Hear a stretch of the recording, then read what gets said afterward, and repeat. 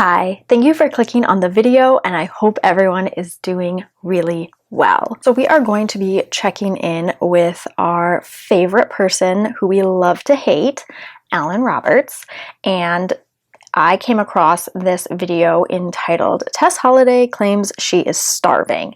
Now, if you are unaware, I don't know how long ago, a few months ago, a year ago, what is time? At some point, Tess Holliday made the claim that she suffers from, if you don't know who Tess Holliday is, she is not just a plus size model, but a morbidly obese model. I'm sure when someone like that says they have, it's hard to believe. You don't have to look a certain way to suffer from an ED. Let's find out what Alan Roberts' opinion is on all of this. How can these statements not be marked as misinformation? Every damn day, no matter what your range is, if you ain't the lead dog, the scene never changes. Do what you gotta do to make a name, kid. Doc Holliday, bitch, I'll make you famous. Okay, first of all, his old intro was way better than whatever that was. My name's Alan Roberts. Thank you for tuning in. Please do share this video as well as all my other videos because YouTube's just not anymore. So I appreciate it. When you're done with that, please check out the pinned comment below and description box below. That's where my wife and I are running our Valentine's Day couples coaching special. That's where for the price of one person, we will coach a couple to a happier, healthier lifestyle that will lead them to happiness for as long as they can possibly be in sustainable fashion. We can help you. We can help a couple form a healthier lifestyle together. Please do check that out.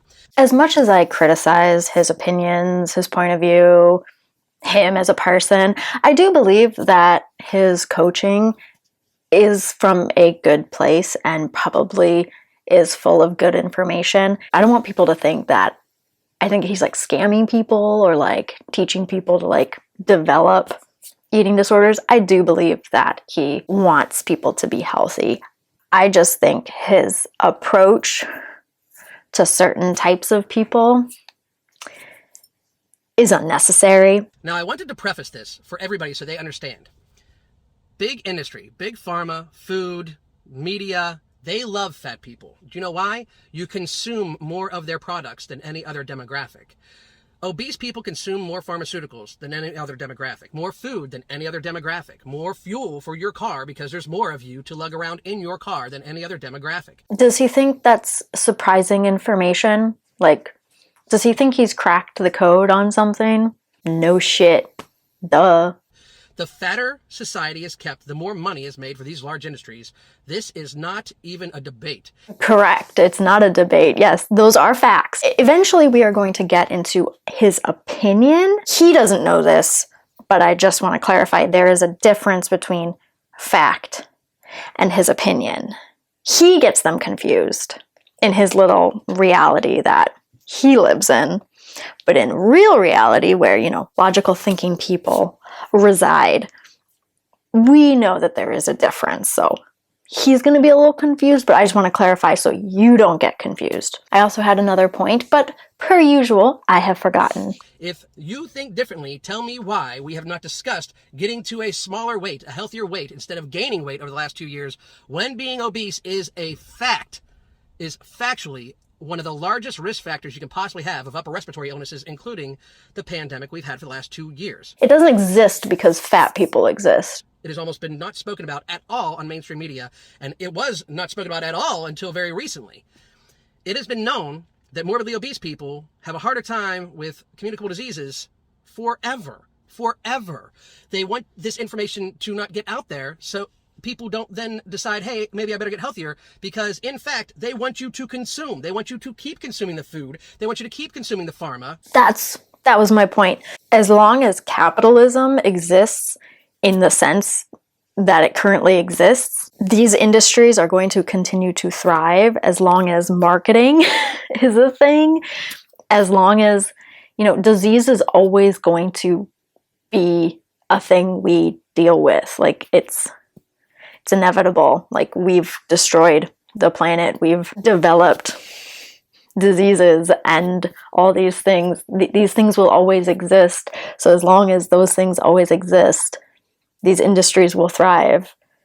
and also capitalism, which I'm pretty sure he's a fan of, will also aid in the development of these industries. Also, if these industries weren't thriving, he would not have a thriving business either. He also needs obese people.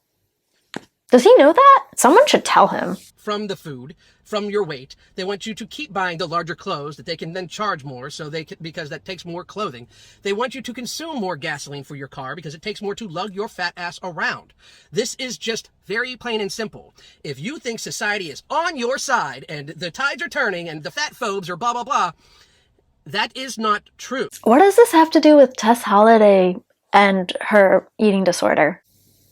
I don't believe that people in the fat liberation movement or whatever, fat acceptance movement, are like trying to censor certain information from us, the public, from knowing. There's this thing called Google. The information is out there.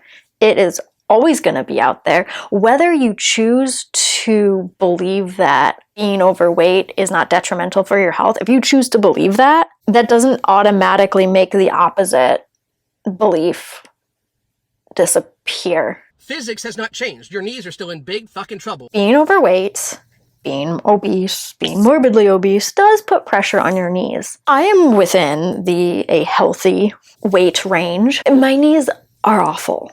So unless he's got a cure for my knees, let's not talk about knees. And the reality that being morbidly obese is in fact unhealthy for you has not changed. They just want you to think it has. They're perfectly willing with lying to you and having you lie to yourselves so that you will still consume more. These magazines, such as Today magazine, allows Tess Holliday and people of her nature to write articles about themselves, to fluff themselves up, to make it seem like they're superheroes. And she, in this article, this is such disinformation. She literally says how when you don't feed your body, it thinks it's going to starve, and therefore it holds on to everything because it doesn't know when you're going to feed it next. And she says that bodies of all shapes and sizes still starve. No, they fucking don't. It is just disrespectful. But when there are actually children in the world today starving to death after a long, many months of not getting enough food, painfully starving themselves to fucking death, and then they die because they could not get food because they live in impoverished areas of the world. It is disgusting that this privileged woman who is in either complete denial or just a complete fucking liar, and she's already been proven to be a liar, but I'm not saying that she's not in denial about this. It is horrible to me that she is saying that in any way she is starving. This woman has not starved what looks to be a day in her motherfucking life. What I'm about to say is separate from her, from him. Eating disorders are a mental disorder. They are not a physical disorder. The physical manifestation of those eating disorders are the symptoms that you see of something much deeper, rooted in emotion. It's here, not here. It shows itself here. It's going on here. A lot of people who suffer from anorexia at a young age tend to become overweight at a later age. But that just is the case for a lot of people. A lot of people go from one disorder, think they're recovered, but they've developed another disorder, or they haven't managed the actual root of it, and so it manifests and the symptoms change into something also just as deadly. She could have had like full-blown, like malnourished starvation anorexia at a young age. I don't follow her. I don't know her life story. I just know who she is now. So that could be true, that could not be true. So maybe she has starved a day in her life. This is just a pet peeve, a thing that annoys me. People who are like, I was anorexic for a day. Okay, so you didn't eat for a day. Congratulations. You now get to walk around with the badge of, I have an eating disorder. It is not a badge of honor. It is not an excuse. It is not something to parade around and be cheered on for. Period. This woman is seriously morbidly obese. We have watched this woman gain fucking weight over the course of the last couple of years, and she's still saying that sometimes she's just not good at feeding her body. She is a world fucking record holder at feeding her fucking body, if you ask me. She does a fucking incredible job. I have watched her jam a lot of pizza into her face. I've watched her eat a whole cake from the fucking center. She does a great fucking job. She should be, like, considered one of the world experts at feeding her fucking body lots of fucking calories. Maybe she's just not good at feeding her body properly. Maybe that's what she means. She's starving her body of proper nutrients, not necessarily food itself. There's a difference between feeding your body and eating. But do I think he should sit here and tell her what is going on inside her mind? No. I don't agree with Tess Holliday. I don't agree with Alan Roberts. They have opposing views, and I think they're both wrong. I also think sometimes they get some things a little right, but I also think they're both wrong a lot of the times too. For her to claim this clear, complete wrong information that when you starve, when you don't feed yourself enough, you then starve. You're starving, and your body will hold on to the fucking weight. Physics does not fucking change. When you don't fucking eat, then you lose fucking weight. She is pretending that she is somehow starving while not losing weight. Physics does not fucking change. Calories are going to get fucking burnt. I guarantee this woman who looks to be somewhere close to the 400 fucking pound range burns a lot of motherfucking calories every day she moves around at all. She could just lay down and burn probably more calories than I burn. I don't get how people are so delusional that shit like this can be put into a fucking actual publication and not marked somehow as disinformation at a time when stating so many other fucking factual things gets marked as misinformation or disinformation. So there's this thing called starvation mode, and I'm sure you probably have heard the phrase of bouncing around. I used to think I had a good grasp and understanding of it, and it is the theory that your body, when it enters a state of starvation, like Tess Holliday said, it doesn't know when it's going to get fed again, so it holds on to whatever like nutrients and food you do give it. It used to make sense to me. I need to do a lot more research into it, get a better understanding of it, because the more I studied nutrition, I started to, I guess, poke holes in the whole theory of starvation mode. But yeah, so that is what she's talking about. She is talking about the idea of starvation mode, that your body doesn't know when it's going to get fed again. I've physically experienced starvation mode, but I think it also happened at a time where I had gone a very long time without eating. This is a very clear bullshit lie that is somehow going to influence people that she has follow her, that follow this woman. They're going to say, oh, I'm starving myself to death. I'm 300 pounds. But since I feel hungry, I'm starving myself to death, and that's not good. So therefore, I'm going to fucking feed myself more and gain more fucking weight. It's insanity. They want you fat. I'm going to say there is a small majority of people within the fat acceptance movement who probably do want everyone to be fat. Just like in veganism, where, you know, there are certain vegans who want everyone to be vegan. I'm not gonna name any names. Majority of people within that movement, I don't think they care. I think they just want to be respected as humans. You know, they want their humanity to be recognized, like that they're not less than anybody else. I'm pretty sure that's what they're fighting for, if they're even fighting for anything. I think just their pure existence is to say, hey, we exist.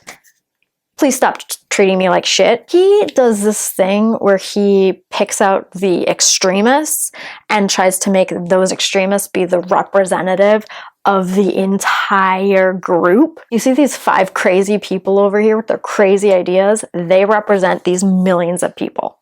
Like, that's not fair to those millions of people who might be just trying to live their own lives or trying to make a difference. Because I'm going to end the video here because I don't really feel like continuing. I feel like that in and of itself is also misinformation. So if she is spewing misinformation, which I don't doubt that she is, Alan Roberts, you are also doing the same thing. And we're gonna end the video here. Anyway, thank you so much for clicking on the video. I hope you enjoyed it. If you did, please give it a thumbs up. If you did not enjoy it, you can give it a thumbs down. That is cool too. I don't mind. If you're not subscribed already, please consider subscribing and be sure to hit the notification bell to stay notified of all future uploads. If you have any comments, questions, video suggestions, anything at all, feel free to leave that in the comment section below. Be sure to go follow me over on Instagram, and I will see you next time. Bye!